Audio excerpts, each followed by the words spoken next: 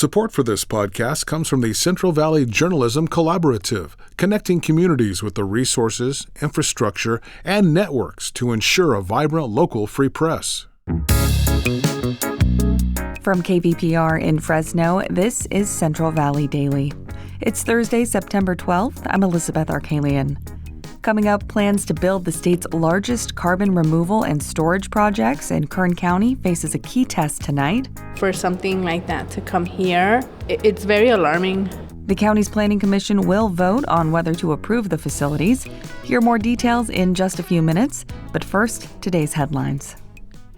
The Santa Cruz City Council this week passed a new ordinance that makes it a crime for out-of-town officials to drop off an unhoused person without first coordinating with the city.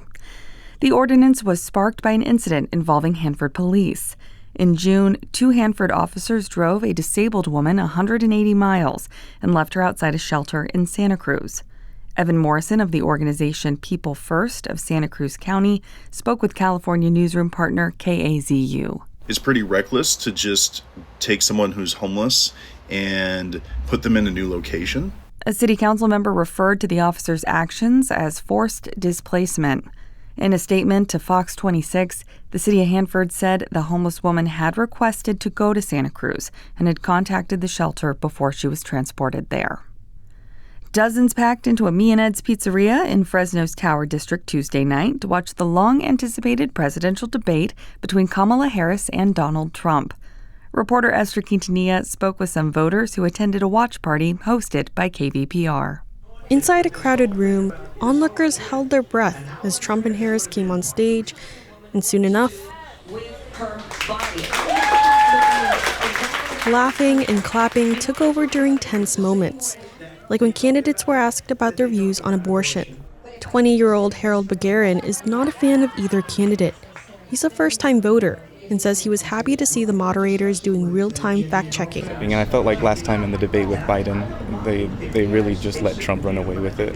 Carl Waxman is a former New Yorker who now lives in Fresno. He strongly opposes the former president. I have known Trump my whole life, being a crook and a fraud. Harris saw wide support at this watch party, earning most claps and cheers. Voters like Chow Nguyen are among those who were impressed, but she's nervous about what's to come after the election. It's nerve-wracking because I don't know who's going to win. It's so scary to me. National polls have Trump and Harris neck and neck, and a handful of swing states will decide this election. For KVPR News, I'm Esther Quintanilla. A Madera man found guilty of participating in the January 6th Capitol insurrection has a new conviction. According to federal prosecutors, 46-year-old Benjamin Martin was convicted for illegally possessing firearms against court orders. Martin was prohibited from owning weapons due to a previous conviction of domestic violence. He went to trial for the Capitol breach case, where evidence showed he held a door open for rioters to enter the Capitol building. He was convicted of 2 felonies from the riots and is scheduled to undergo a sentencing for the firearms case in November. A historic hotel in Yosemite National Park will be closing indefinitely. The National Park Service announced the Wawona Hotel will close in early December because the complex where the hotel is located needs extensive repairs. The Wawona Hotel is a Victorian-era building that features a little over 100 hotel rooms. It was originally established in 1856. Support for Central Valley Daily comes from the members of KVPR. Join at $8 or more per month and access ad-free NPR podcasts through NPR.Plus. Give now at kvpr.org/donate. And now to our main story. Plans to build the state's largest carbon removal and storage projects in Kern County face a key test tonight. The county's planning commission will vote on whether to approve the facilities, which could store millions of tons of planet-warming carbon dioxide underneath active oil fields. 2 oil companies, California Resources Corporation and Era Energy, are spearheading these projects. Those companies merged in July. The county acknowledges these projects are not without risks, but say it's taking steps to mitigate them.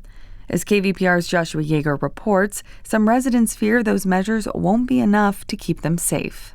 Their fear is rooted in an incident that happened 4 years ago. My friend, she's laying on the ground and she's shaking. She's kind of drooling out of the mouth. I don't know if she's having a seizure or not. Residents of Setarsha, Mississippi flooded 911 with calls for help. They reported family members and friends spontaneously losing consciousness, drooling, and convulsing. Those fleeing on a nearby highway saw cars stop dead in their tracks. I was driving and I ran into like a lot of fumes. Like it's a lot of noise going on. And like I couldn't see anything.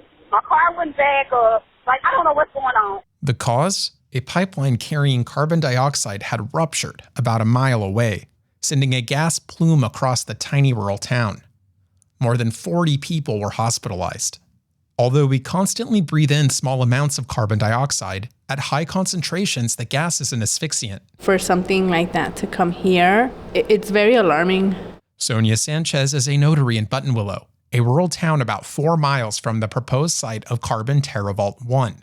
That's the project California Resources Corporation wants to build in the Elk Hills oil field. She's helping to organize opposition to that project because she's afraid that what happened in Setarsha could happen in her backyard. From what it seemed in Mississippi, it was extremely harmful. If approved, the TerraVault would bring carbon dioxide pipelines within about 10 miles of a dozen schools. We have our children here, so that's one of the things that is concerning. In its report assessing the project's environmental impact, county planners said that in a worst-case scenario, leaking carbon dioxide could travel less than 900 feet from the pipeline.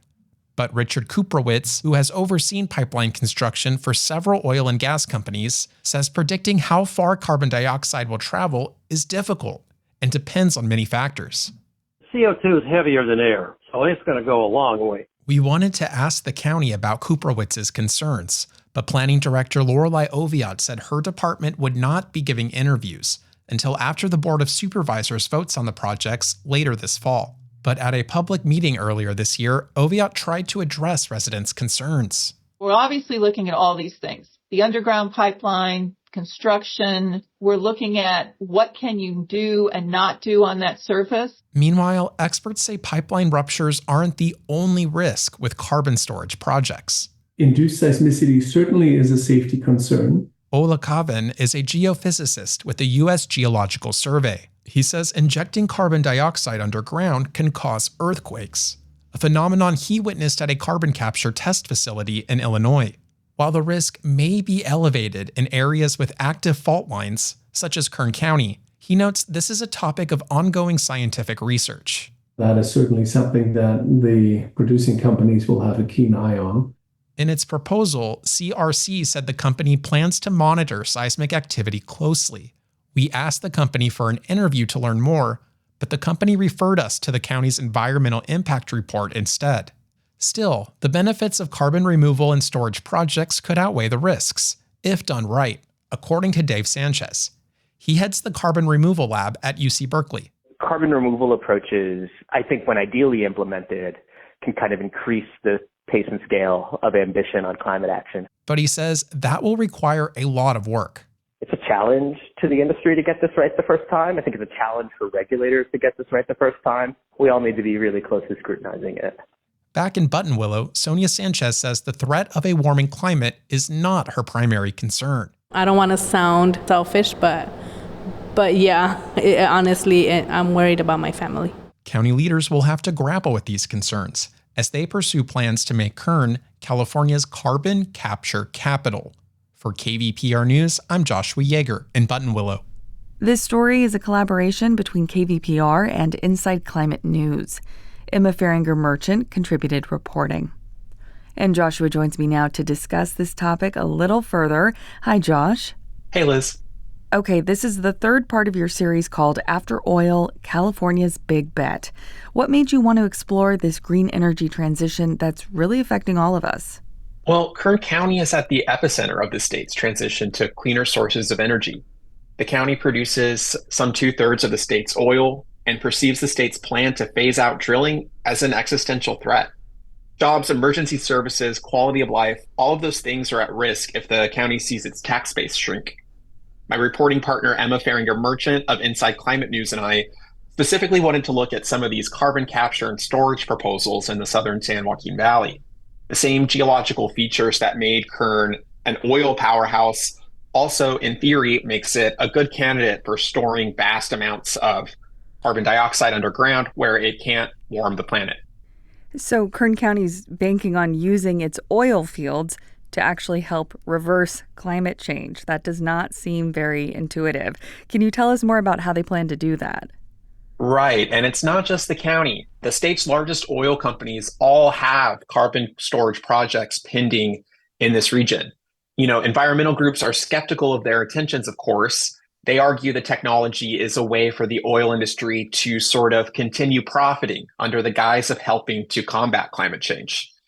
And some residents in nearby rural communities are also concerned. They feel they've borne the brunt of the state's oil production and suffer from poor air quality, asthma, and other health effects as a result.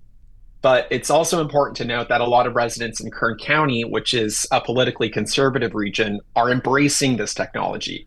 They really see it as a lifeline at a time when oil production is on the decline.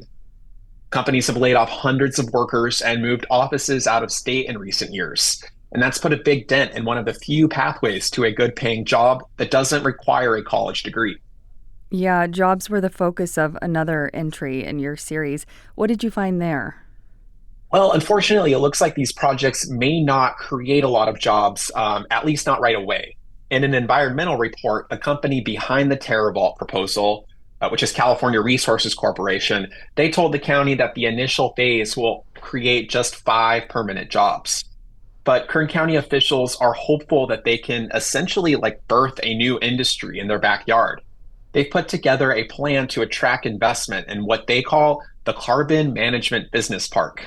The idea is this park would cluster carbon capture projects around that really active Elk Hills oil field near Taft.